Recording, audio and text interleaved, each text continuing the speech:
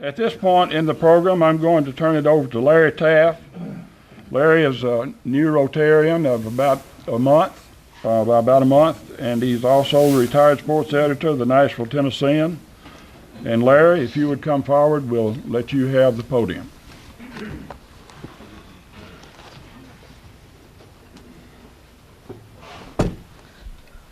Thank you, Mr. Fair. First of all, I'd like to say I appreciate the good turnout. We don't often have the opportunity to have people who are considered, well, who actually are legends in our midst, and Coach Major certainly fits into that category, and some of our guests are legendary in their own right, and we're proud to have all of you here today. One of the things that, as an old sports writer, you always hated to deal with somebody like a Coach Majors whenever things weren't going real well, because he knew pretty well how to slice and dice you and put you in your little cubby hole and whatever. So, and some of the people who are friends of his, they pretty well know that he's able to have a pretty cutting tongue, and he didn't take many prisoners whenever he was such a successful head coach. So with that thought in mind, we really aren't going to spend a lot of time listening to Coach Majors and youth football and that kind of thing today. He's got about 78 years of people that have been associated with him that would like just to have a little something to say about him and to him. And we're going to spend a lot of time with those people today as opposed to listening to Coach Majors. We know he knows football, but we're going to spend some time with some others. The first person I'd like to bring up to talk about Coach Majors, is a little bit of a roast here, is Bob Simmons. Mr. Simmons is from Kelso. He's a graduate of, back the old days, of Fayetteville Central, played at Vanderbilt, and wound up becoming a successful businessman in the steel business in Birmingham and in Nashville after that. His association with Coach Majors goes a little bit farther than just about anyone. He was a competitor of Coach Majors at Kelso when Coach Majors was at Lynchburg, and that would date us back into the 1940s, which is, as we know, a few years. So right now I'd like to have Mr. Simmons to come up and just have any shot he wants at Coach Majors, say anything good or bad. To come down here and visit with y'all, so let's get her done. 1, 2, 3. Anchor down! Now I'm doing this to make a point, okay? It takes the meanest SOB around to be a Vanderbilt fan. Now everywhere you go, you're outnumbered. This whole room is full of UT people. I think I'm spot 3 Vanderbilt folks. So you got to be really tough. You've got to be really, really tough. In fact, even at our own homecoming game, we're outnumbered there. So, but anyway, John, it's good to see you, buddy. You too, you're looking mighty fine. Glad you're creeping out of your cave of insecurity and denial, introversion, and reticence. But by the way, that jersey you had on Saturday is a little tight around the girth. And the number, was that Paul Hornick? Oh, Lord. That's not even in my notes. That just slipped out. But I'll tell you one thing. You did look good. You had on your tennies, and you could balance yourself real well. And I was afraid you'd stumble and fall coming out of the tee, okay?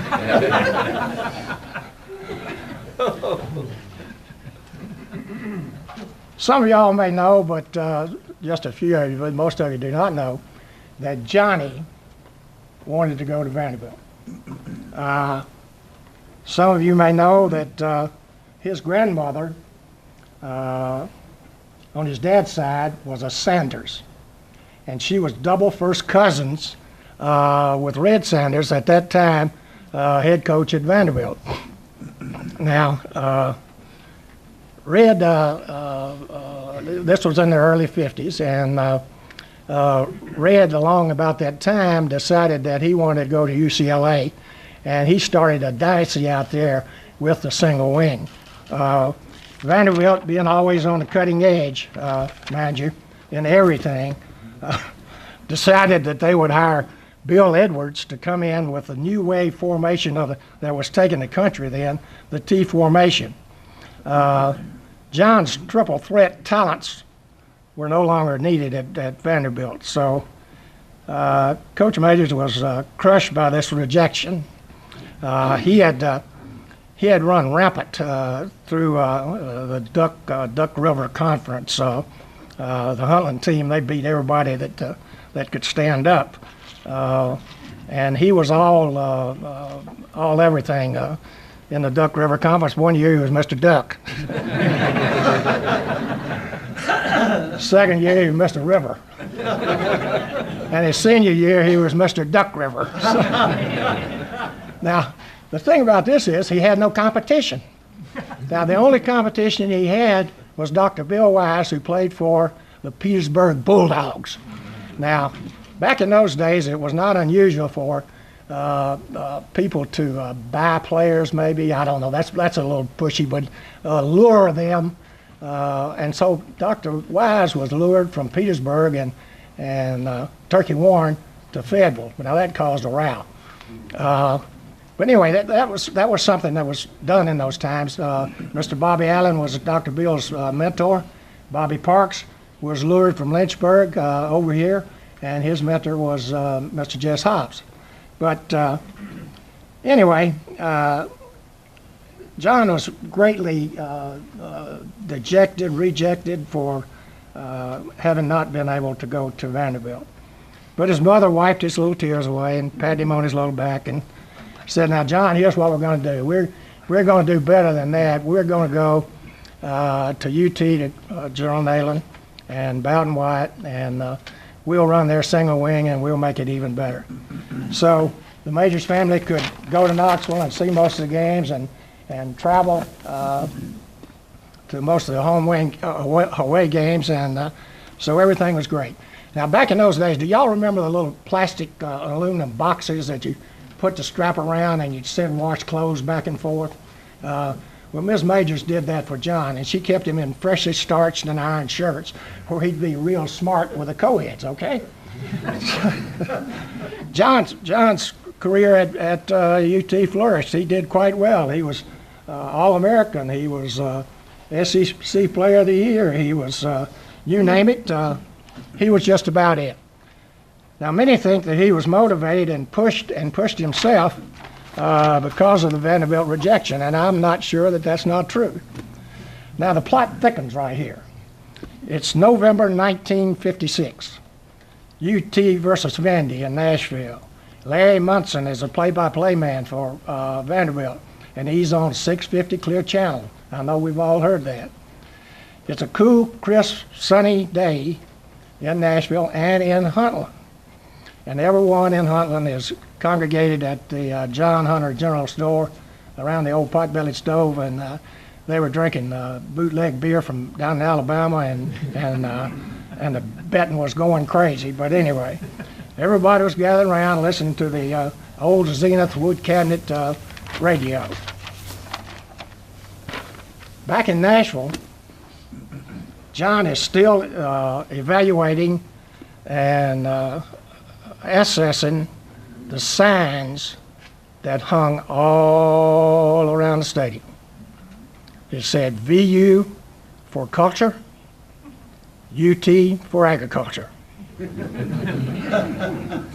Now, John was a little upset with this, and he really didn't know how to take it because he'd had about all he wanted from Vanderbilt. So anyway, let me bring you up to speed here. UT is behind by 4 points.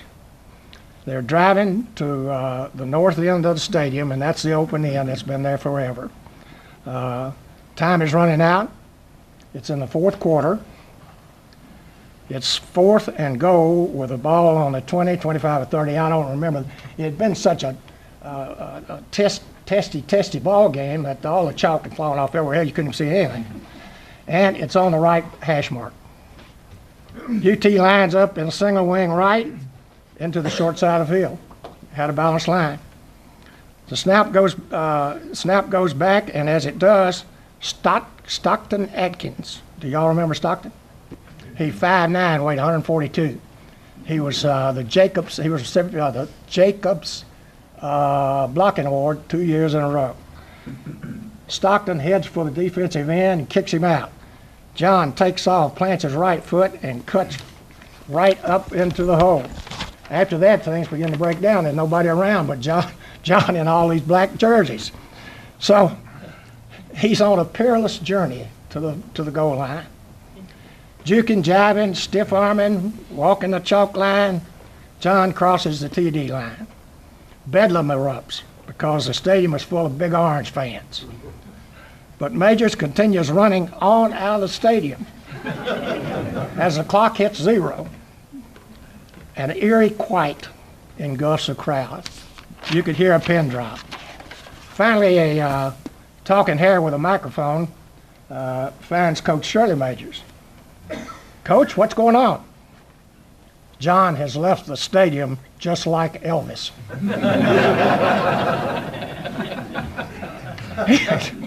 He's on West End, running down, trying to find 41A back to Huntland. He's quite depressed. And the little girl says, but why? He's gone back to Huntland to rediscover his roots.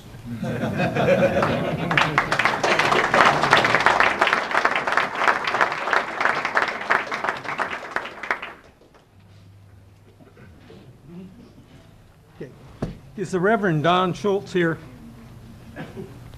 Okay. Now, when you think about ministers and coaches in the same world, that's not real common, especially football coaches.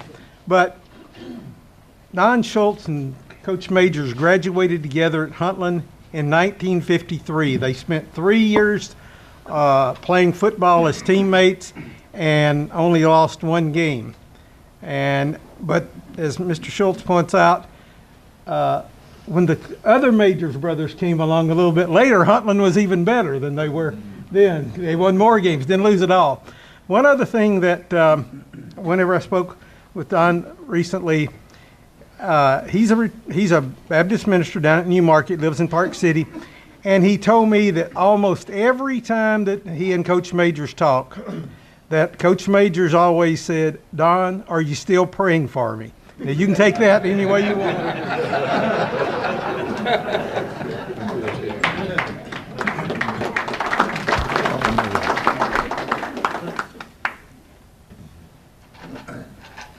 I've waited a long time for this. I finally get to tell things and because of the mixture of the crowd, it sure has restricted what I had to say. I'm going to have to soften this up and clean this up just a little bit. My friend John is, it didn't just happen that he became a good football player. It was born and bred in him. More than that, he was always a fast thinker. I mean, he could come up with stuff. I remember one time in high school, we were standing in the hallway, and this young lady comes by, and you could tell that her blue jeans were fitting her real good. And she had her hair in one of those things with a rubber band around it hanging down like that, and she goes by, and John said, Dee Dee, cute little tail. And before we could look any farther, Miss Nell Maker, our English teacher, stepped from behind the door, heard everything, and he quickly said, ponytail, ponytail.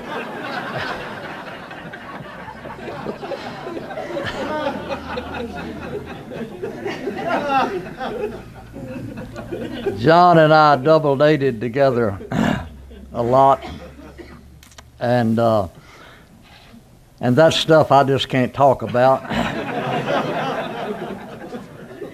He asked me the last time that we talked and we got against the alumni banquet, he said, "Would you say that I was always a gentleman and acted right and did right, even though we were in the back seat and you and your girl in the front seat driving down the road and everything?" But I said, "Yeah, I'd have to say that you acted right."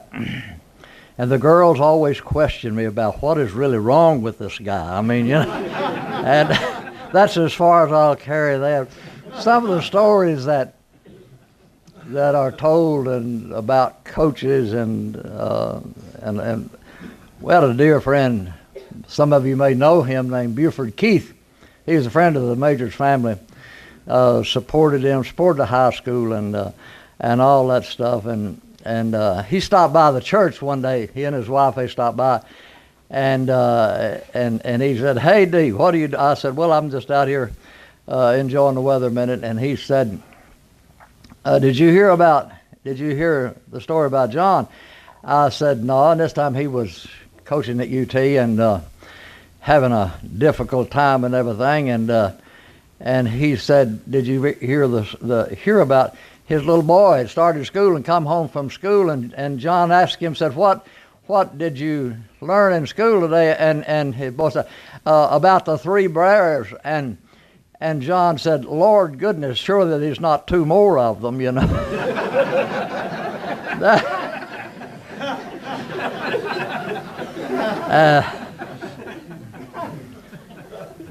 Ed DiCarlo, who I was acquainted with in the transportation business back many years ago, this was when that they hired John to come to Pittsburgh. And Ed DiCarlo, who was on a business in Newcastle, Pennsylvania, which is not far from where the university is there in Pittsburgh, and he calls me up. We were having a conversation about some stuff, and he said, "Who's this hillbilly that we've hired? Do you know anything about him?" I said, "Yeah, he's a classmate of mine. Went to school with him 3 years and played ball with him for those 3 years in Holland High School." And he said, "What do you know about him?" and all that. I said, "Well, not a lot that I can really say that I know for sure about, you know." And but I said, "He don't know much in the sense of everyday stuff like you and I deal with, but outside of that, he's okay." And he said, well, what can I expect?" I said, "Give him 4 years, and he'll have you a national championship team." He said, "You got to be kidding." I said, "No, give him the time." Didn't take him that long. Didn't take that long till he, of course, having Tony Dorsett and a tackle or two that some of you know about and all that, I could have done the same thing. So could have you.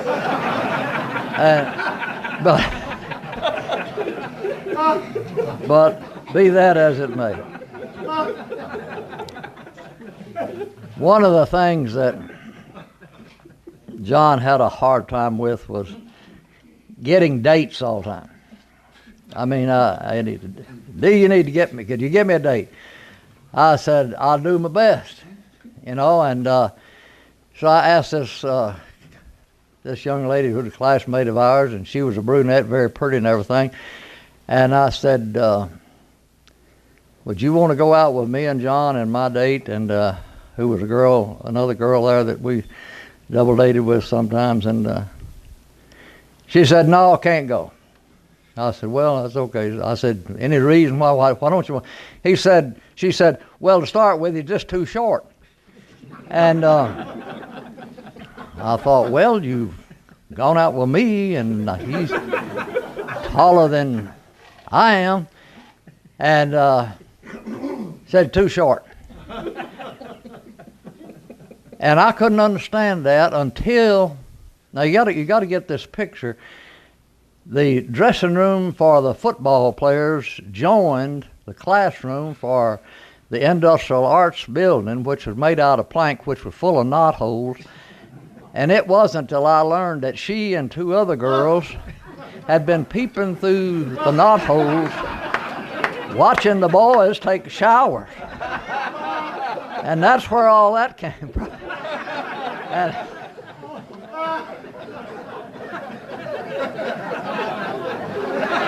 maybe this is going to get out of hand. I just better quit. But in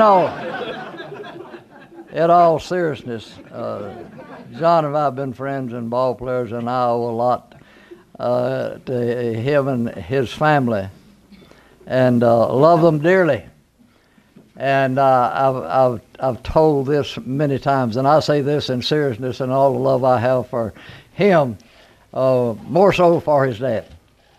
Coach Shirley Majors taught me more than stuff about basketball, whom I played against, the guy that just spoke here in Fayetteville, Bob Simmons, and Jim Cunningham, these other people that we had competition, never in football but in basketball. But Coach Shirley Majors, his father, I owe a lot to. He taught me how to be a man. He taught me how to treat people. He taught me how to act. He taught me how to be a man. And I just thank the good Lord above for their part in life and still in my life.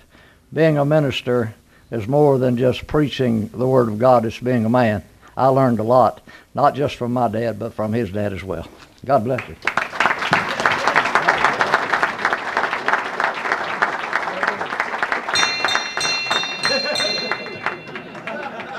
Meeting adjourned. We're not near through yet, Coach. All right.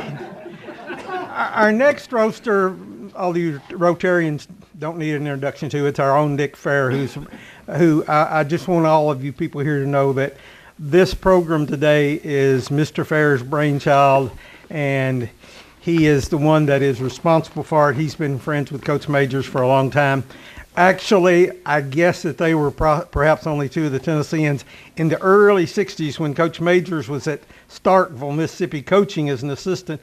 Dick Fair was down there as a football player, having played here at Fayetteville High School. So anyway, Mr. Fair, you're next.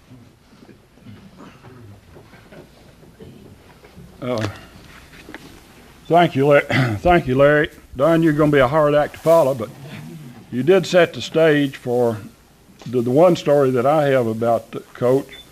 Many of you remember back in the 70s there was a lady by the name of Phyllis George that was Miss Texas 1970, Miss America 1971, First Lady of Kentucky from 79 to 83 as a result of marrying a fellow by the name of John Y. Brown.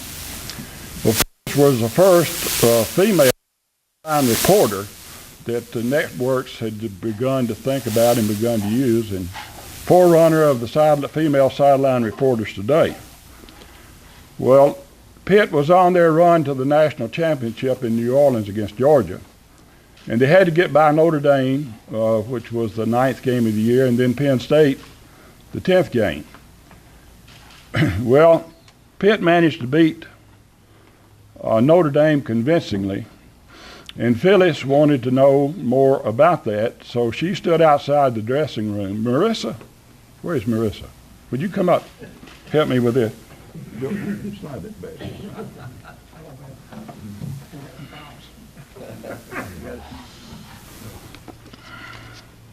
Here, stand on that basket.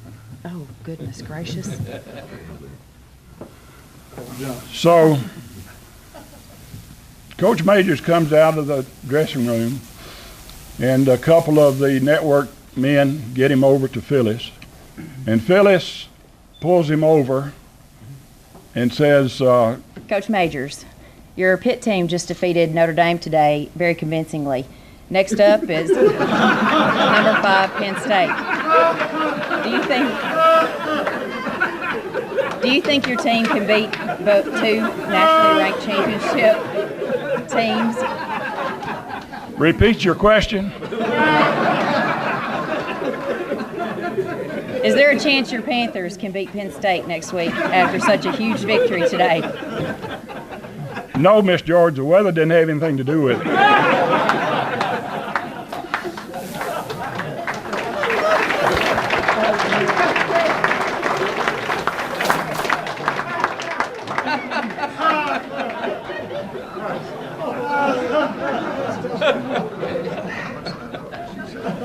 Our next roaster is someone who has a Franklin County background, has known Coach Majors since their days of high school together when they competed in basketball, and their fathers were coaches, although Coach Majors and Coach Cunningham didn't play against each other. Jim Cunningham played at Vanderbilt. He was the captain of the 1955 Gator Bowl team, and he fondly remembers the 1954 game, I guess it is, that Vanderbilt played against Tennessee. I think that had the black and gold winning by a score of 26-0. He doesn't like to remember the 55 game near as well because that game was a 20-14 UT win. And I think Coach Majors, who was the SEC Player of the Year that year, had a lot to do with that. But Mr. Cunningham has been friends with the Majors family. He after his time as Vanderbilt freshman coach, he coached with Coach Shirley Majors at Swanee back in 1962, and has just been friends with the family and a confidant for years and years. Mr. Cunningham.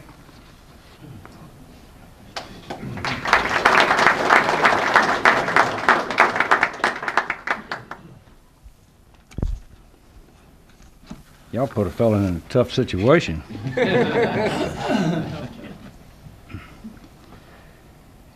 John and I have been friends for many, many years. He detailed the friendship of our parents and our fathers, who were both coaches. And we surely need to remind everybody here that John's daddy was probably one of the more successful high school and college coaches in the nation. And a great, great individual, and a person I was pleased to work with one year after I left Vanderbilt. And I had 4 years at Vandy playing, and then 5 years of coaching there. And that was the time John was launching his career too. But before those times, when we were growing up, we'd get together lots of times and talk about what we were going to do in life. And we always had the prospects of being coaches that to fall back on, but John was a very, very serious person. And so frankly, he and Don Schultz, and there was another preacher boy down there at the Huntland group called Durwood McCord. And any of you folks from the Nashville area might know that Durwood was very high up in the Methodist hierarchy. And so Durwood and D.D. and John, frankly, they all got together, and what you don't really realize is that John's, one of his great uncles was a super preacher, almost evangelist. And so he's got preaching in his blood. And so, but they didn't have a singer. No Cliff Barrers in that bunch. So they invited me to be a part of that. And so the deeper I got involved in it, I said, who's handling the money? And you know, it broke down right then. It broke down. So the evangelistic tour fell. And so John thought about being a great basketball player. And his daddy was a great coach there too. And Brother Schultz was on a lot of those good teams down there. And Huntland had really good basketball, and Shirley brought them to the top. And one year, their team became the #1 seed in the 24th district. Now, you folks in Fayetteville are not going to want to hear about the 24th district, because it took us a long time to wrestle the 24th district tournament away from Lincoln County and Fayetteville and get it up in heaven. You know, Winchester, it's up to Winchester and down to Fayetteville. Y'all get that vernacular, not just geography, but the tournament came to Winchester. We had a brand new, Olympic gymnasium, and Huntland comes in the #1 seed, and John Majors and his team trot out, and they play the #1 seed always gets to play the last seed, and that was Tullahoma, and some club footers over there. Sosby was one of those, and But now John in this game didn't shoot at the wrong basket. Now he had a history of shooting at the wrong basket, and that's isn't that correct, Larry? And so,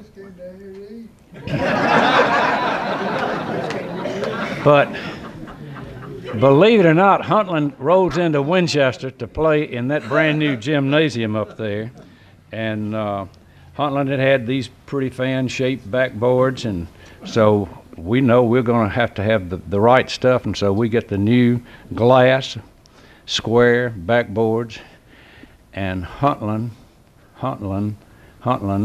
and I don't know what their shooting percentage was. Majors went 1 for 14, and the score was 22-21 Tullahoma, and so John decided he wouldn't be a basketball player. He'd have to stay with football.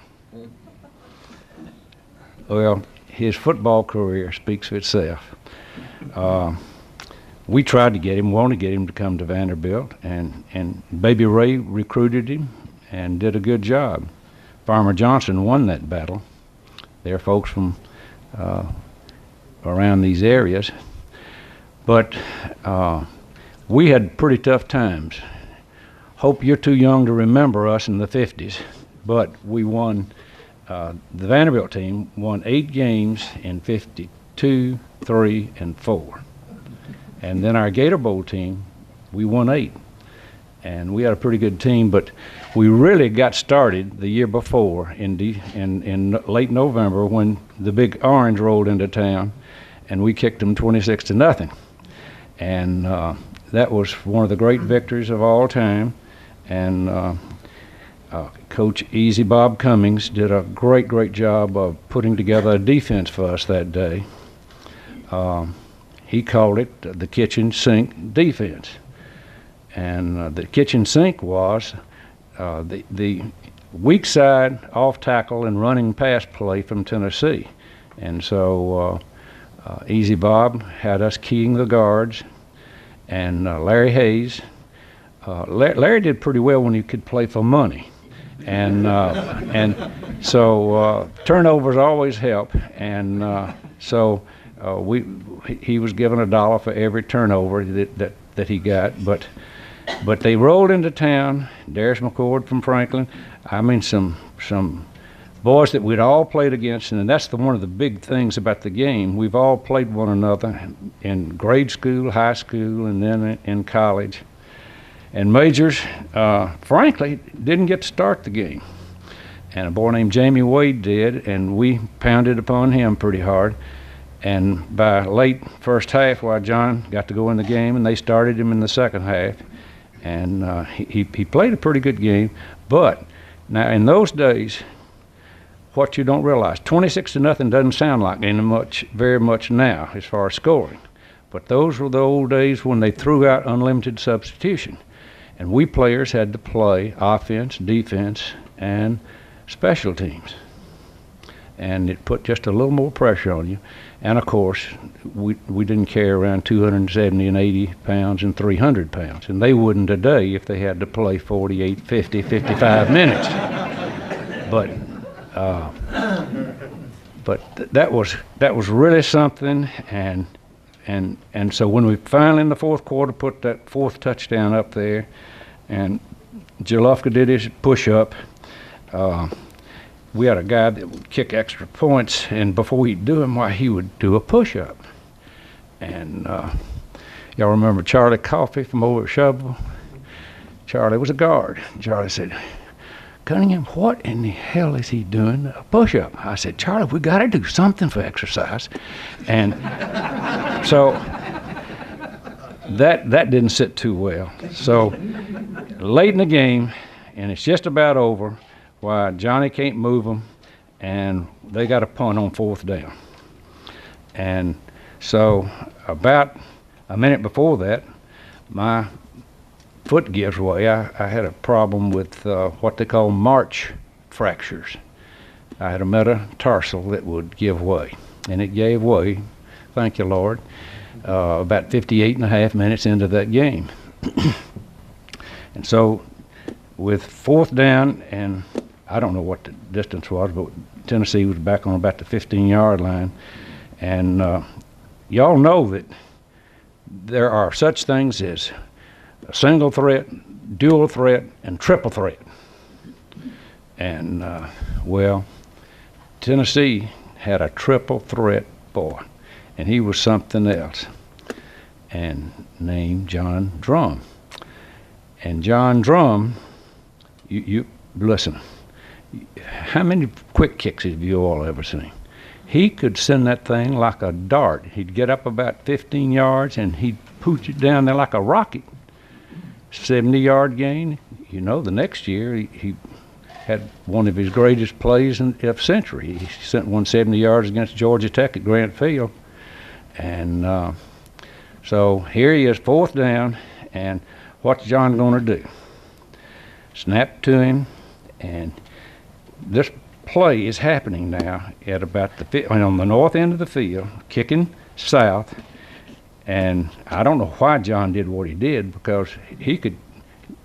Yeah, when he gets up in the minute, you need to see his hands and his feet. He's got big hands and big feet, not just a big mouth, but he can absolutely throw the ball and kick the ball. But when he kicked that ball, he kicked it up and it just kept going up. And we got a safety man just dying to get that ball. Everybody wanted to play against Tennessee that day. That was fun. And that ball was hanging up there about 15 yards short, and our safety man, Danny Byers, bless his heart, and need to say a prayer for him now, too, for this lick. So how many of you all would have caught that ball? Tennessee gets beat 26-0, and they're all angry. And Danny's going to come to catch that ball. Would you hope? At least signal for a fair catch? Well, Tennessee knew that he'd be signaling for fair catch, so they decided we'll get it and we'll clean up before. And that ball goes one way and Danny goes the other. And John had pooched it down there. I don't know whether it's on purpose or not, but then at that particular time, it happened like it always happened, a free fall. And 2 of my teammates are here, Bobby and Rooster. Do you all remember that? Were y'all in the stands then? That was the damnedest fight I've ever seen in all my life. We'd had more fun beating them that day, 26-0. But really, Coach, you'd have gone out there and saved your star. But there was bloodletting out there in the fight. And the kids, believe it or not, they took their helmets off. And they went at it like crazy. And John caused every bit of that. And I don't know why I took pity on him, but I got to thinking, and my mother and his mother, wonderful people and good friends, and he's standing down there watching the fight, about 20 yards from him. So I go out there and stand by him with my shoe in one hand. I could have had a broken bone in my foot. And he's just sitting there with his head down. He said, "Y'all got us today, but we're going to get you. We'll get you back. We'll get you back." But I really felt like I needed to go out there and stand with him to keep him from getting cleaned up on like the rest of them. Folks, it's been good to be here. I hadn't gotten to talk to you all. I'm not going to talk long about Fayetteville and Bryson College. Both my parents attended. My father graduated at Bryson. And so we hadn't talked about Cumberland Presbyterian and Associate Reformed Presbyterian, but this town is warm to my heart. And even Charlie Lindsay, some of those old folks. But John Majors did deserve to be Heisman winner. He was the absolute best football player in college in 1956. And like Peyton, and like us, all of us, why, we're still suffering from the media's reconstruction. They're still giving it to us. And you all know how we suffered down here for 150 years after the Civil War, and it's still going on. And thank God we got to a playoff. And so all of us, we're first of all for our schools, Vanderbilt, Tennessee, Alabama, and we sure enough are on the national championship game. Love y'all. Thank you.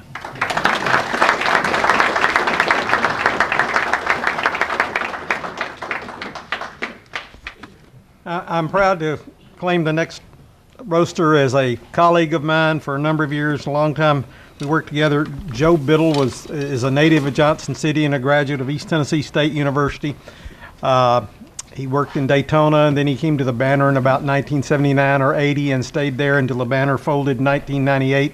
And when he left one week at the Banner when it folded, and the next week he joined the Tennessean and was a columnist there for a long time. Won't tell any more about him, but I think all of us know who he is. Joe, you're next. Thank you.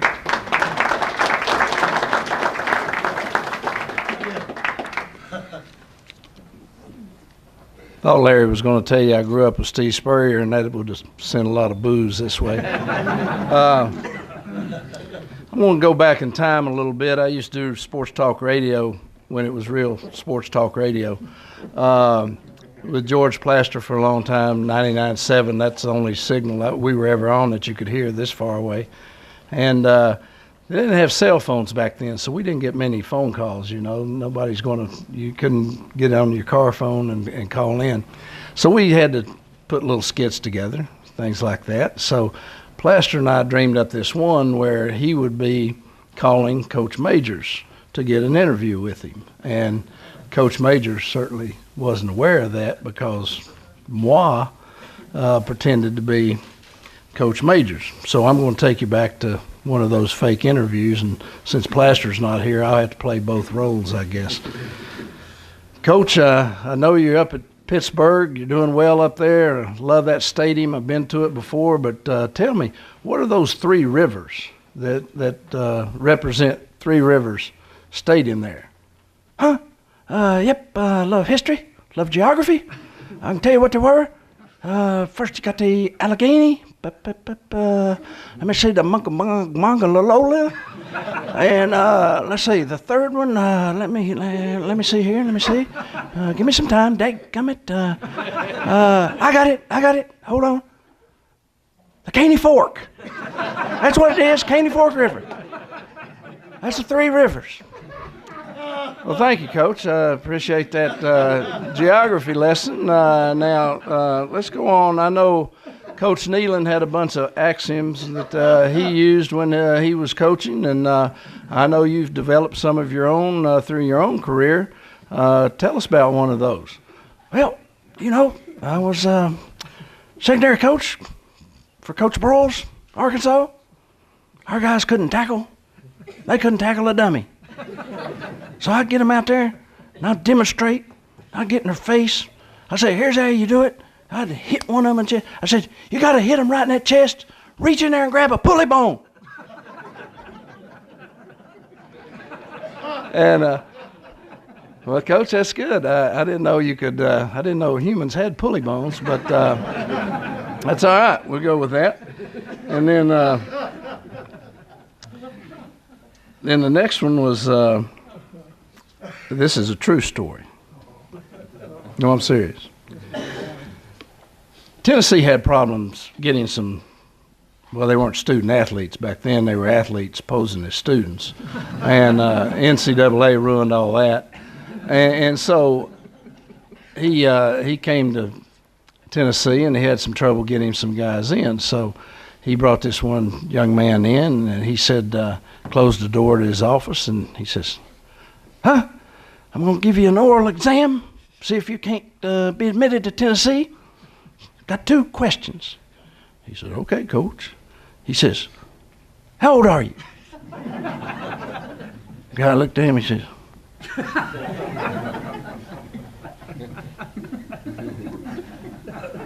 "18, Coach. That's right. Got it right. That's good. Only got one more. Dadgummit, what was that question? I got it. Hold on. What's your first name? Guy goes,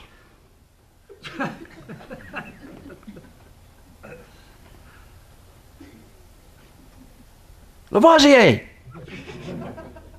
He said, okay, I understand you counting on your fingers. You got 18. How'd you get what's all this stuff to get your name? He says, Coach, simple. Happy birthday to you. Happy birthday to you. Happy birthday, dear Lavoisier. Happy birthday to you, Lavoisier. You know who I'm talking about too, don't you? But in all seriousness, I want to tell you a story that I'll never forget. John Majors extending his courtesy to me professionally. In those days, I was working with the Banner, afternoon newspaper, covered Saturday game at Tennessee, and Tennessean had a huge advantage. Tennessean got out twice with the Tennessee game before the Banner ever came out the first time on Monday afternoon. You get the picture. We got the scraps. That's all we got because Tennessean had cleaned out every quote that you could get. So Johnny and I talked about that one time. He says, tell you what I'll do. When I get through the press conference, you come down to Coach's locker room. Everybody be gone. I'm going to take a shower and get dressed. You can ask me questions, any questions you want. I said, Coach, you going to do that? He said, yeah. So I'd go down there, and we'd do that. It worked great. He'd give me some fresh stuff. I'd ask some questions that hadn't been asked in the press conference. So he's in there one day, and the bench was right outside of the shower there, so it was an open shower, and he's in there showering. And I look in there, and not that I was trying to stare at him or anything, but he was covered from head to toe with soap and shampoo. I mean, he looked like the abominable snowman in there. And so I asked him a question, and I said, Coach, you on that 3rd down and 3, you ran this, and I think you should have. Do you think you should have quick kicked then? He comes flying out of that shower, and he's throwing that soap all over. It's going everywhere. And he said, you take him right. You take him right. I told Coach Arizona we should have quick kicked that. And I don't know why he didn't do it. I said, calm down, Coach, calm down. I said, go back in there and get back in that shower and wash yourself off.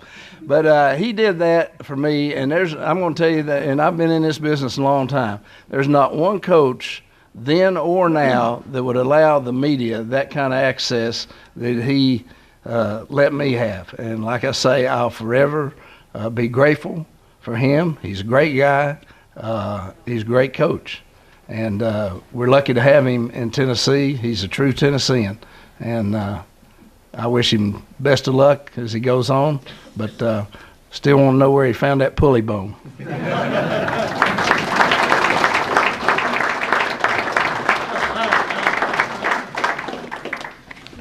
Our final roaster today is someone who I think most of us are familiar with. It's Hope Hines, who was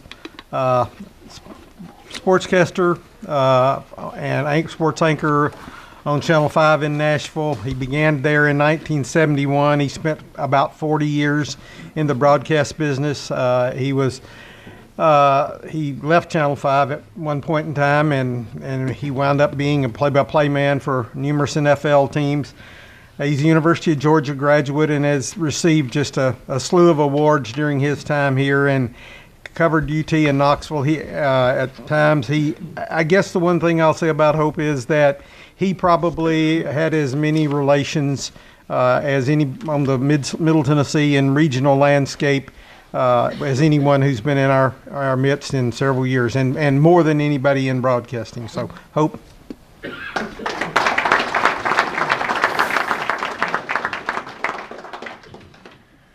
John, are we having fun yet?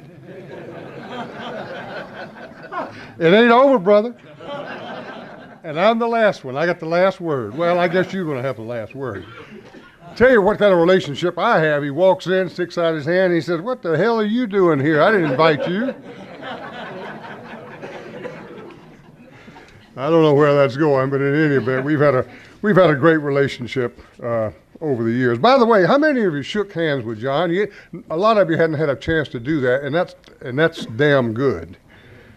Because when he was a player and you shook hands with him, he was looking for a $100 bill.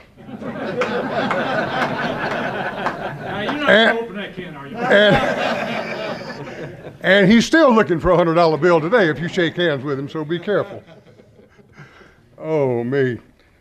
Speaking of John when he was a player, how many remember the 57 Sugar Bowl? John, you remember the 57 Sugar Bowl? Well, wait a minute. Let me tell it. Let me tell it for you. 1957, this triple threat UT tailback was playing for the University of Tennessee, and they were playing against the Baylor Bears. This was in the Sugar Bowl. Tennessee was winning 7-6 in the fourth quarter. Now, John, ever since that day, let me just interrupt and tell you, has been carrying a heavy, heavy burden. A heavy burden since that day. Okay, they're leading 7-6. They punt to John Majors, who's standing back in close to about the 10-yard line. He fumbles the punt.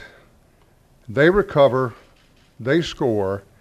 And Baylor wins the Sugar Bowl by a score of 13-7. Now, because of that, because of what happened that day, John Majors, to this day, will not allow anyone to take his picture holding a baby. He's too afraid he'll drop it.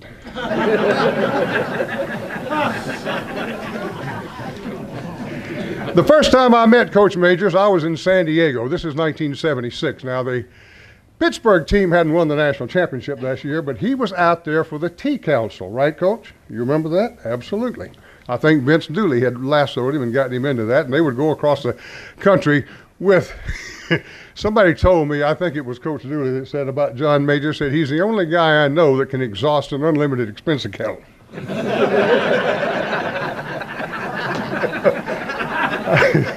I don't know if that's true or not. But now look at the way he's dressed today. Dapper, nice tie, clean-looking outfit, wouldn't you say? Well, when I saw him that day, he had the god-awfulest looking sport coat on I have ever seen in my life. I thought, you would have thought it was a Men's Warehouse reject, or at least the third suit in a Joseph A. Banks giveaway. It was awful. But he always considered himself a classy dresser, and indeed he is. Well, the next time I saw John, that was in 1976, and I was in San Diego during the Charger ball games working for KFMB television. 1983, I come back to Tennessee, and I go up on a Tuesday to one of his press conferences.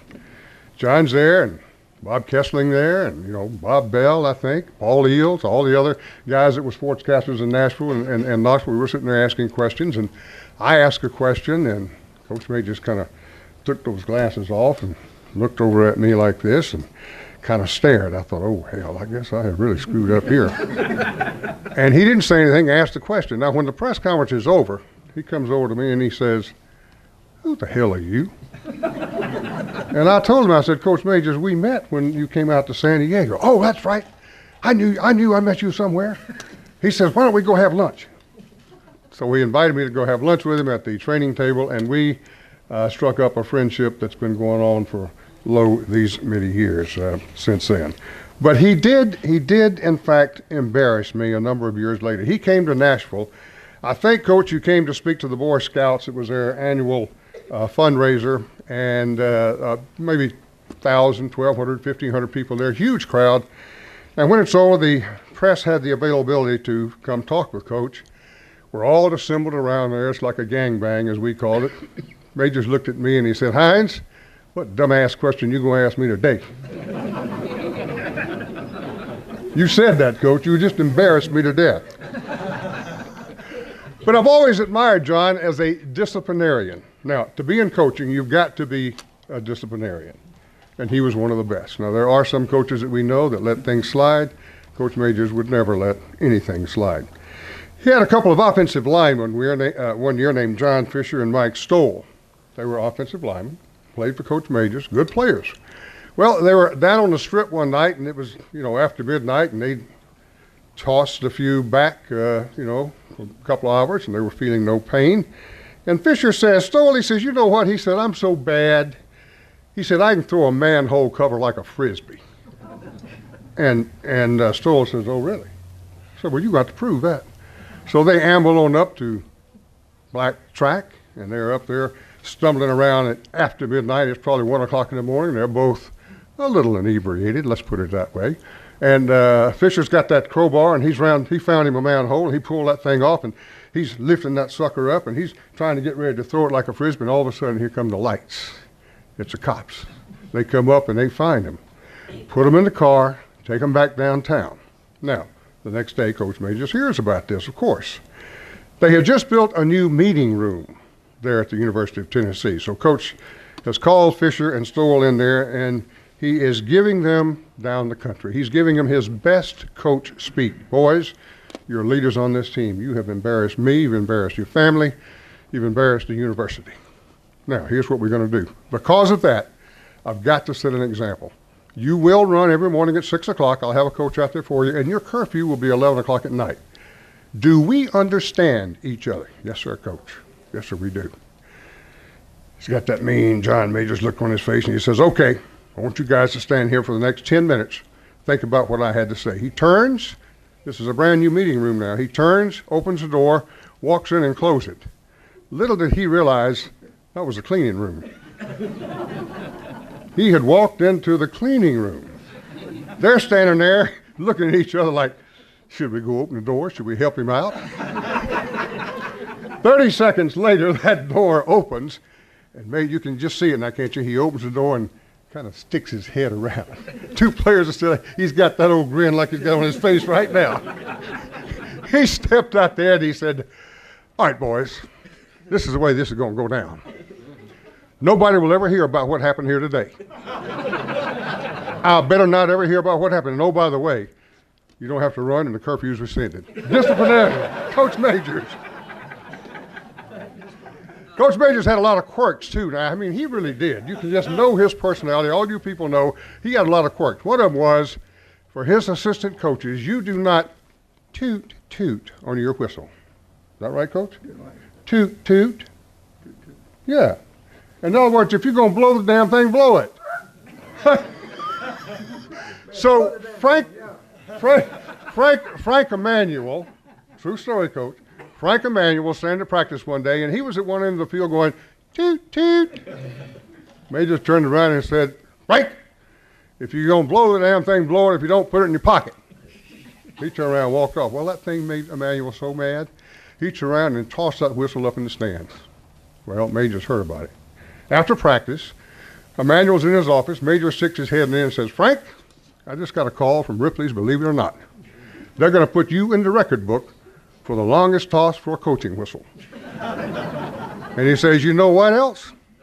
If you ever do it again, I'm going to be in the record book for shoving it the furthest anybody's ever put it up somebody's rear end.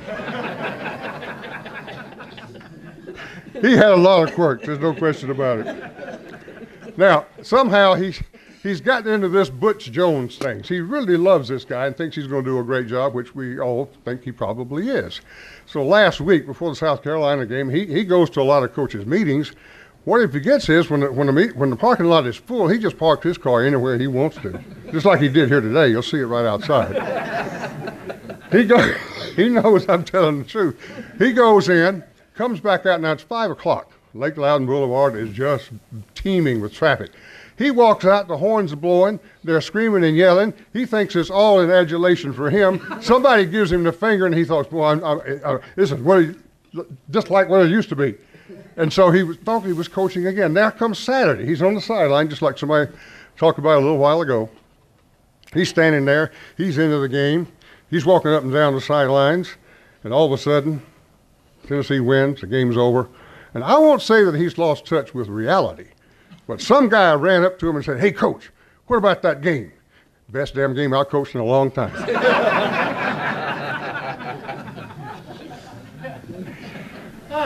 One final story. I'll have to give Doug Matthews credit for this, Coach, one of your favorite coaches. Doug Matthews, of course, was coaching the offensive side of the ball in the mid-'80s, 86, sometime like that. And usually Tennessee played Vanderbilt the Thanksgiving week on a Saturday. And then the Clinic Bowl had their clinic on Tuesday. They had asked Coach Majors to come speak. He says to Matthews, who, of course, recruited Middle Tennessee, he says, man, I don't know if I need to accept that invitation, Doug. What if we get beat? I got to go up there and stand in front of all those folks and talk. And Matthew said, well, you know, Coach, that's a pretty big banquet. There'll be a lot of folks there. You can make a lot of points. He said, all right, damn it, I guess I will. So anyway, the game rolls around. It's the first half. They're in Knoxville. Vanderbilt is leading 28-3. That's right, Coach. Matthews is standing down here. Majors sticks his hand in his pocket, walks down, stands right next to Matthews. Now they're losing. You know, I mean, the pressure's on the line. Everything in the world that can go wrong is going wrong. Majors leans over and he says, Matthews, ain't going to speak next Tuesday in Vanderbilt. You going to do it. But they came back and won. He knew how to cut his losses. Let me say this about Coach. He always accused me of making him say things that he didn't necessarily want to say. Is that right, Coach? That's exactly right. And don't forget it.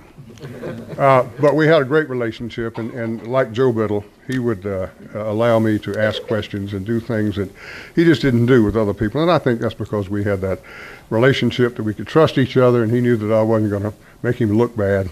But here's the thing about John. He is the absolute best when things are the absolute worst. You recall 1988, UT went 0-6. They go to Memphis State to play. Now they're calling for his head. The players are not happy. The fans are not happy. The school officials are not happy. They beat Memphis State that day and win 5 straight after that to finish the year 5-6. Well, in 1988, John Majors and the University of Tennessee go 11-1. They win the SEC championship. They beat Arkansas in the Cotton Bowl.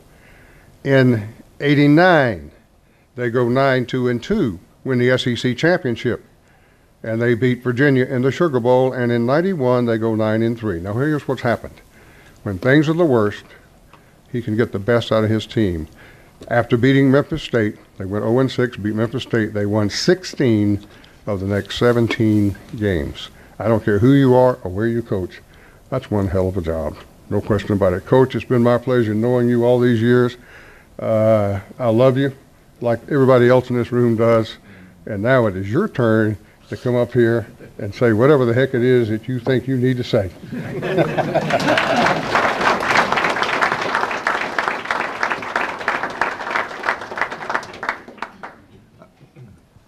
Well, I've heard many people who've been roasted or toasted or whatever and get up and try to match everything better than what the other people had already said about them. Well, don't plan to do that because I'm not that competent to do all that, because it's hard enough to try to explain exaggerations. But extreme exaggerations is impossible. So one thing I'm convinced of after today, whoever referred to something about a legend, John Majors, of course, my Lynchburg and Huntland friends know that never be a legend, and I haven't forgotten where I came from. But I can assure you that I will be a legend no more if the people spoke today will have anything to do with it. Because Joe Biddle writes about it, and Hope Hines talks about it. Yeah, they were pretty good about getting me to say things that I might not have said to other people. And I have a lot of Vanderbilt friends, as I refer to them. I grew up respecting Vanderbilt and loved to, and I listened to them every Saturday with Tennessee and Alabama and Army. I'm not going to go into all that. Those are my favorite teams growing up. Army was my favorite in World War II. But they do exaggerate quite often. I noticed that Cunningham, who's talked about the 1954 game, which I remember explicitly, because I played the whole second half. I'd been hurt the week before, and I wasn't a starter. I started the Alabama game that year. And I've told many people I had a lot to do with the success of that Alabama game. My first start when Jimmy Wade was hurt, who I was an understudy, like I had a lot to do with the success of the 1949 Lynchburg, Moore County and Lynchburg Tigers, the Blue Raiders. And I'm sitting here today with two of my senior teammates. I was a freshman in 1940, Dudley Tips And I see Price Horton. I haven't seen him in 20 years. We were on the infamous Lynchburg team, and my dad used to take us to Vanderbilt once a year. Once I was 12 years old, and Joe was 10. Bill was 8. We went every year from 1948 to see Vanderbilt play a game at home because Tennessee was a long way away. And we went till I went to college. And but he took us around to see Fayetteville, Winchester, Manchester, Tullahoma, and Fayetteville, the big towns play. And Lynchburg never played any of those towns. And I knew that. They played Tullahoma when my dad was in high school, and they called my dad Shirley Majors. Was like a ghost tonight. We had a hard time tackling him. My dad was a great athlete, one of the best that ever came out of this part of the country. But Lynchburg, I started as a quarterback and played some halfback. We played open up at Manchester, and I could throw spirals and kick spirals since I was a little bitty guy, 5 and 6 years old. I could always punt spirals. My dad showed me how to do it. I never had to learn a thing about punting at passing at Tennessee except to speed up my punting because college players rush faster. He showed me how. George Cavigover and Harvey Robinson, great punting coaches, but they didn't have to change the way I held it and the way I stepped. So we had Manchester the first week on our schedule up at Manchester. Well, I knew that was a bigger school than we were, but I couldn't wait to play high school football. So I'll go over there, and before the game, Daddy was going back and forth to Huntland that year from Lynchburg. He had 6 kids. Bob had just been born at 6 months old. I'm 14, and I'm a freshman with Dorothy Holt, that beautiful girl married Rudy Elam back here. I've been jealous of Rudy ever since. But Dorothy and I started the first grade together. And Dorothy, now, aren't you sorry you didn't kiss me on that hay ride? Dorothy and I have known her ever since I was born. Her mother was a beautiful woman, and her dad ran the local appliance store in Marion Holt. And her mother and my mother were great friends. They played bridge together, and a great family. And Dorothy and I were in the same class. Marilyn and Joe were in the same class, her sister, and Margaret Ann and Bill were in the same class. We're all 2 years apart. And we went on a freshman hayride. I was 14 in Lynchburg. Hayride, and I'm with Dorothy. I don't think we ever had dates, but I'm sitting there and I tried to kiss her, and she wouldn't let me kiss her. She's a tiger. She's just a beautiful woman and smart. Dorothy's a great person. And she came to UT as a freshman, so did I, and I'd walk her down to the movie. I didn't have a car, didn't have any spending money. I didn't get paid to go to UT, I'll tell you that. And you talk about those expense accounts, you dad blame right. I was liberal. I worked for some very tight people at UT. Yeah.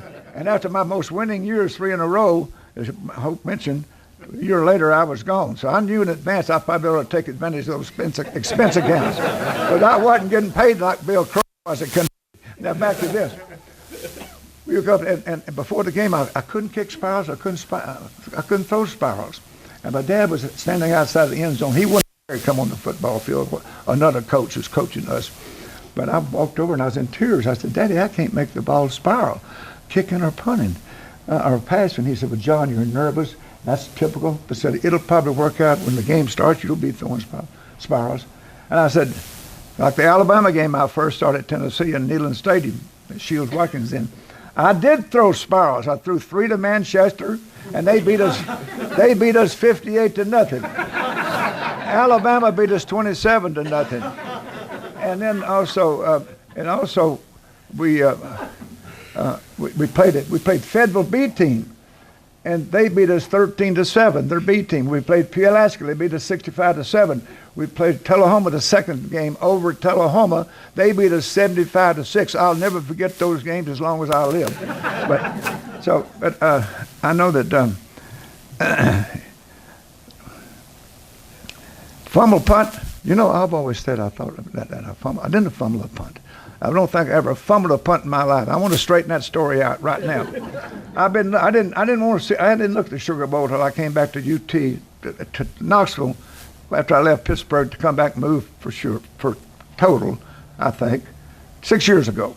So Buddy Cruz and I looked at the Sugar Bowl. I never had any desire to look at it. We lost 13-7. But I caught the punt.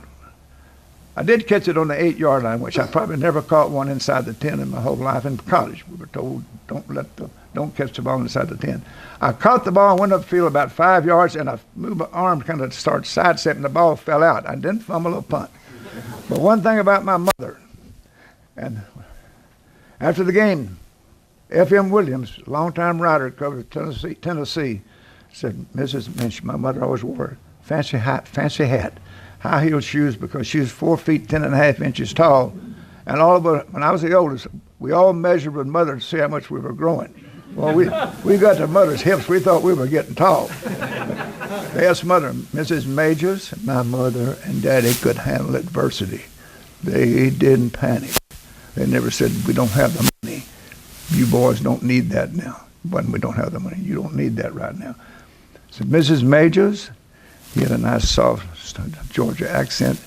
Do you have anything to say about John's fumble? She said, well, no, FM.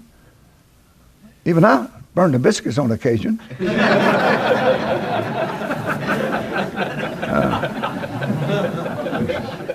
I can guarantee you one thing. If somebody's writing about me today, it'll be more about fiction than it will be facts. These people have already spoken. And it won't be the first time when I disagreed with them, I thought they were writing fiction or talking fiction on TV either. So that's enough of that. But driving down here today, I always love coming back to Middle Tennessee. Tennessee is a beautiful state. Love coming back to Middle Tennessee, particularly Nashville. That's the big town where we used to go to. And I love to ride the old highways, but what about these 4-lane highways all over this area? But I'm very upset, and I don't think it'll help me. I don't vote for any right-wingers. I'm a progressive moderate. You probably don't care about that at all, but when I grew up, we had a very lovely, nice, moderate people around this area, and a lot of great people still live here. But I think I'm going to contact Bill Haslam. I don't think it might help, but I like Bill, and I think he's a good man. I think he's a good governor. They bypassed Huntland again when they 4-laned that lane road. We're still a mile off of 64, for God's sake. That's the most famous town in this whole area. But coming through, and I came by Boone's Hill. I couldn't see Boone's Hill. I guess it's up in the hills up there. But I know we played Boone's Hill in basketball and Blanche, Lincoln Junior High when I was a freshman, and played Chapel Hill and football and Linville and Petersburg and all that stuff. And Joe Majors and I was a senior and Joe was a sophomore. We were playing over at Boone's Hill and had a little gymnasium. And the ceiling wasn't much higher than this. That's a little exaggeration. But Sloan Joe was a school teacher in Lincoln County, I believe, tall, slender guy. And he was real tall. And he'd go down the court. Jimmy played under him, and probably Bobby did too. He'd run down the court like he'd skip.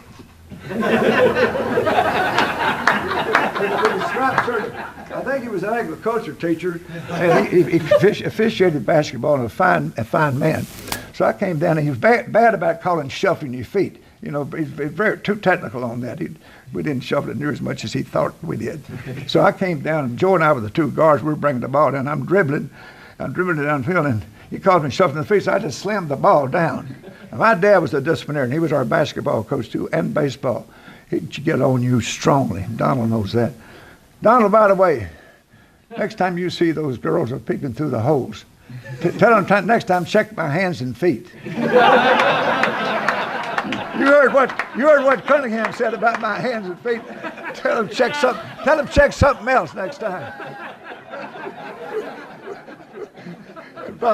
Bobby Kelso, I mean, a pretty cocky guy. Bobby Kelso, Bob Simmons. His dad coached the team up at Kelso, softball and basketball. My dad coached the little guys. We went in 7th and 8th grade over at Lynxburg. Bobby's a year or two behind me. He claims 2 or 3, but I think he's 1 at least, maybe 2. But coming through Boone's Hill, and then he won 3 plays later, or 3 minutes later, Joe comes down. He's dribbling. And Sloan Joe calls, shuffling your feet, shuffling your feet. Yeah, I believe when you blow the whistle, you ought to blow the whistle. You don't just do it with meaning. That's what Coach Jones does, and that's what I did. So Joe slammed the ball down. It bounced higher, man. They called it technical. Next morning, I forget who won. Mr. Homer Law was the principal standing, and Daddy never said a word to either one of us because I think he agreed with us rather than Sloan Job. We walked in the front door. Mr. Homer was waiting at the door. He said, John, come in here. I was embarrassed about what you did last night. More than Joe. He said, when Joe saw you do it, he did just like your big brother. Don't ever do that again, even though Sloan Joe might not have been right. So I didn't do that anymore after that. Fayetteville had two good high school players when I was a kid. Bluebird Albright and Bully Sullivan. Now that's two good names. There's Bully's niece right back there. And also Tullahoma at the same time had a tailback named Red Arnold and a fullback named Blue House. How about that? Blue House and Red Arnold. Those are great names. Bluebird Albright, Bully Sullivan. Bully Sullivan became a very good coach at Petersburg. I played against him. He played for Bill Wise. Bill Wise played for him. And he went on to Lynchburg and was successful like Billy Joe Evans was successful at Lynchburg. And Steve Edgen over there, I recruited at Mississippi State. He coached here for many years. He's from Hilltop, Greenbriers, where he went to high school, and Blue House coached him. So coming through here brings a lot of great memories back. Playing at Chapel Hill for our first Duck River Valley Championship. We had to beat Chapel Hill. They were undefeated. The last game of the season, we were undefeated. Beat them. We went to the 2-yard line on the first play on a quarterback sneak. It would have actually been a single-wing blocking back sneak. W.A. McCreeless went about 55 yards to 2. We beat them 34-14. We won 2 of the 3, and after I got there, after they got rid of me, they sent me to Tennessee. Huntland and my dad, Larry and Joe and Bill, and their teammates won 40 and lost none after they got rid of me. So we got them started, but they did a lot better. Well, Elkton, we played at Elkton. My first game was at Ardmore, Alabama. Never forget, as long as I live, it's pouring down rain, going to Ardmore, pouring down rain. We beat them 19-7. We beat Elkton. Elkton doesn't have a football team anymore. Neither does Linville, and neither does Petersburg. But it was a great experience growing up here, for crying out loud. And Jimmy said I was recruited by Vanderbilt. Bobby claims that I was not what they needed there. I've never said this before, but Vanderbilt, as intellectual as that school is, and Bobby is telling the truth about agriculture and culture. It was on the field track there on a piece of cardboard. Vanderbilt culture, Tennessee agriculture, and that was a little bit degrading, but we won the game. That helped. Cunningham didn't mention the 55 team game that we won, but this is the truth. You can believe all these other fables if you want to, but it's fiction, what they've been talking about today. Vanderbilt kind of pulled off of me because when they realized that I not only came from Huntland, but also grew up in Lynchburg, they thought that my background was too intellectual for Vanderbilt. So that's what it is. Now, Butch Jones is an outstanding coach. He's going to do just fine there. He's got all it takes.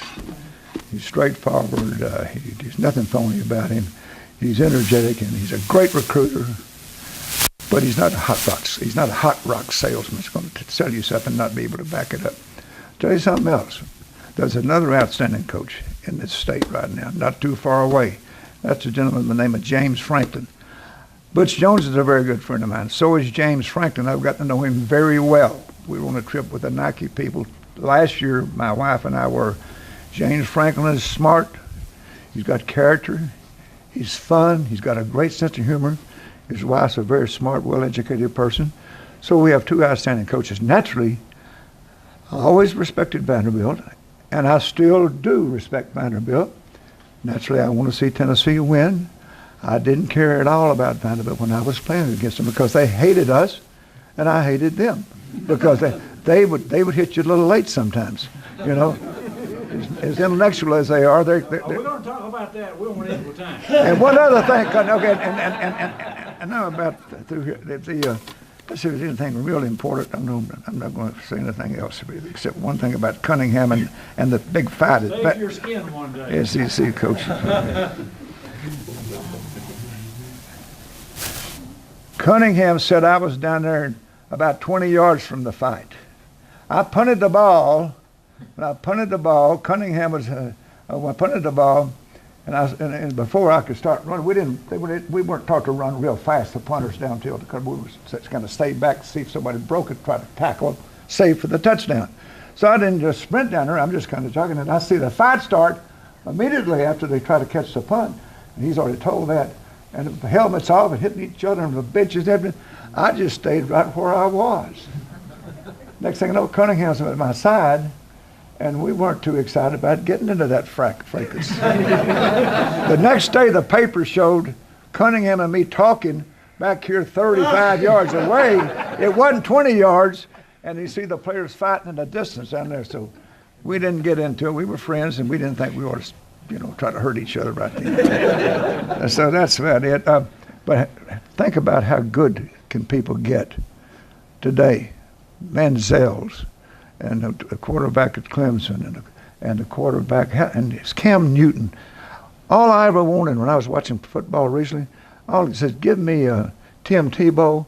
That's all I ever want, Lord. Donald, what's the first thing I said to you today when I saw you? Are you still praying for me? Donald Shoes always prays for me, he says. Now, Donald, don't you tell a lie. now listen, by the way, I got to say a word about Jim Walker. Jim, stand up right there, please. That's Colonel Jim Walker. Now, one thing that I don't think, is Fuzz Harmon here? No. Okay, Fayetteville was tough to beat in basketball. Doug Schrader's the best high school basketball player I ever played against from Fayetteville. But they really should have been penalized with the NCAA for overemphasizing basketball. They didn't have football. So we had to have practice football too, so they overemphasized. They should have been penalized, but seriously, they were tough to beat, and he was the best one I ever played against. Jim came from down in Edie Bend, which is Moore County, his family did, and also he went to school at Fayetteville some, and he graduated from Lincoln County High School. No, other way around. Other way around. They ran me out of town when the school burned. The school burned. You probably had something to do. You probably had something to do with that. Jim Walker is one of the most unique people I've ever met. We've been pheasant hunting a lot together. We've been friends about 15 or 20 years through Bill Wise, who's now departed, unfortunately. He's had 3 tours in Vietnam, became a full colonel, had his own brigade. He either crashed or was shot down 13 times in a helicopter and survived. Now, not only that, he had an embolism, I believe it was in the abdomen, about 3 years ago, in a coma for 6 weeks at least. Now, I'm not going to tell you what I don't know, but it was like that close to not being around here. So he's done that surviving, and now we were going to pheasant hunting a year ago in October. He checked with his doctor. He wasn't feeling real well. He had a case now. He's hiding leukemia, and he's getting some good news. He was really in a tough spot there. I told him a long time ago, after he survived, he came back from near death and came back, and he's tougher than heck. I said, Jim, don't even sweat it. I said, the Lord ain't ready for you, man. He's one of the all-time characters I've ever known. And I tell you what, I told his wife, if he does die before I do, I want to be there at the autopsy. I want to see when they cut his brain open, what produces what comes out of his mouth.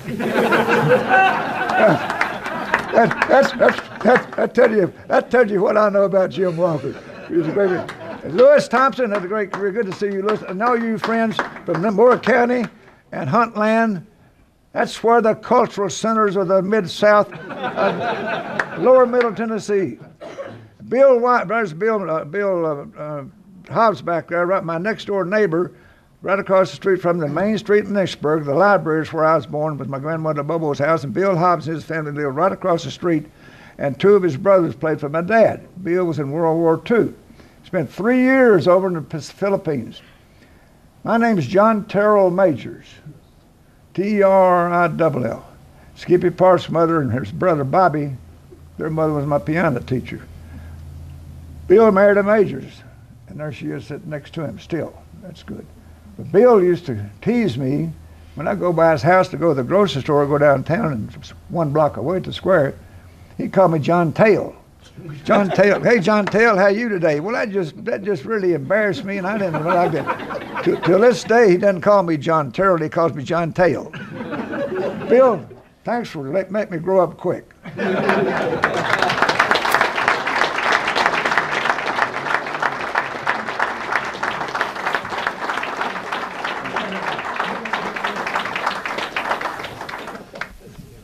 Thank you, Coach. And Thank you, Bob, and Don, and Jim, Joe, Hope. Really appreciate your contribution to today's program. And I would like to thank also Joe Faison on behalf of our Rotary Club for his contribution to today's program. Hope brought some of his books, a box over here in hindsight. If any of you are interested, he was here, I guess, a year, 18 months ago, and I think his book had just been completed. So he has some books here. He'll be glad to autograph some for you if you want them. How much are they, Hope? $50. $20. He's just come down from 50 to 20. We also have a book for each one of our roasters and a basket of vegetables from Monk's Produce here in Fayetteville. Larry, I appreciate your help with today's program. All of you, Mike, and our guest, particularly our guest, certainly outnumber our Rotarians today. And Coach, I will say you know how to draw a crowd. Always have. Many is 100,000 at times. One thing, I should say, keep my mouth shut. I've got somebody that's very special to me is here today too. A lot of them are mentioned. But this week, Saturday, Sewanee plays a homecoming game at Sewanee. Our brother Larry, who's the fourth boy, we first four played for Daddy. Larry played on the last undefeated team in Sewanee's 20th century. They had two in the 20th century, 1958, our father's second year, and the next one was 1963. They were both 9-0, right, Larry? Yeah. 9-0. And Larry was a wing-back, tailback, and safety man on those, so they're having a big reunion, the 50th of the 63 team and the 55th of the 58 team. So Mary Lynn and I plan to be there. If you don't have anything else to do, go up on the mountain. Have a good afternoon. Thank you, sir. Larry, appreciate you. House, yeah, our house will be wide open, open house. Paul, Lucy, I would say there'll be some photo opportunities for the Elk Valley Times before everyone gets away. At this time, I'm going to call on Paul Richardson to come forward with a toast to Coach Majors, and if you all will, we'll all stand. If I've overlooked anyone to say thank you, I apologize, but we do appreciate the program and the contributors.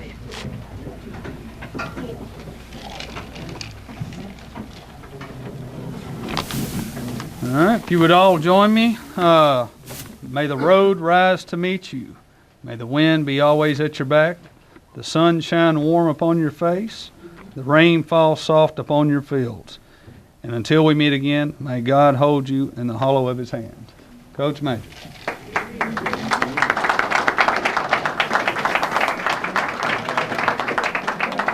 All of you can tell by my polished comments that for sure Joe exaggerated on mocking me on his radio show.